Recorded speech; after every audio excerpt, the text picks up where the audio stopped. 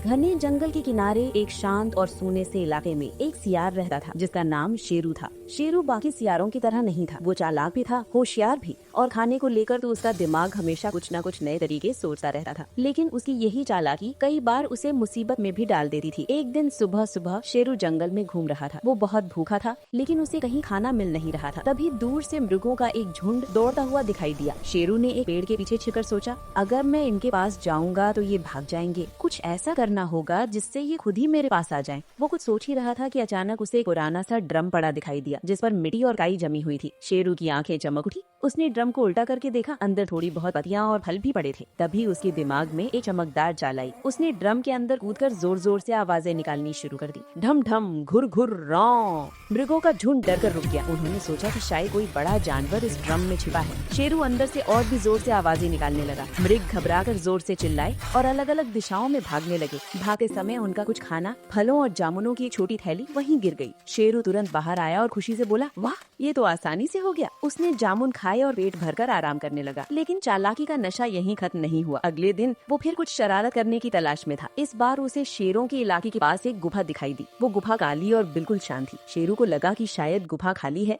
और उसमें उसके लिए कुछ खाने को मिल सकता है। वो धीरे धीरे अंदर गया। गुफा ठंडी थी और अंदर हल्की सी गुर्राने की आवाज भी आ रही थी। शेरू डर गया, लेकिन अपनी चालाकी ना छोड़ने वाला सियार अंदर और आगे बढ़ा। जैसे ही वो थोड़ा और आगे गया, सामने उसे एक विशाल शेर सोता हुआ दिखाई दिया। शेरू की हालत खराब। उसने धीरे धीरे पीछे हटने की कोशिश की, लेकिन पीछे हटते हुए उसका पैर एक छोटे से पत्थर पर पड़ा और वो धप से गिर पड़ा। शेर की आंखें खुल गई। उसने गुस्से से इधर उधर देखा और जैसे ही उसकी नजर शेरू पर पड़ी, वो दहाड़ मारकर उठ खड़ा हुआ। शेरू जान बचाने के लिए बाहर की ओर भागा। शेर भी उसके पीछे दौड़ पड़ा। शेरू जितनी तेज दौड़ा, उतना तेज शायद जीवन में कभी न दौड़ा होगा। किसी तरह वो कांटों की झाड़ियों में कूद गया। शेर कुछ कदम और आगे आया, लेकिन झाड़ियों की चुभन देकर वापस लौट गया। शेरू कांटों में फंसा हुआ था, दर्द भी हो रहा था और डर भी। उसने खुद को धीरे धीरे बाहर निकाला और थका हारा बैठ गया। उसने गहरी सांस लेते हुए कहा, चालाकी अच्छी है, लेकिन बेवकूफी में बदल जाए तो जान भी जा सकती है। अब से मैं समझदारी से काम करूंगा, शरारतों से नहीं। उस दिन के बाद शेरू थोड़ा शांत हो गया। चालाकी अब भी थी, पर अब उसे सही जगह और सही समय पर ही इस्तेमाल करता था। जंगल में सबने कहना शुरू कर दिया, शेरू चालाक है, लेकिन अब समझदार भी है।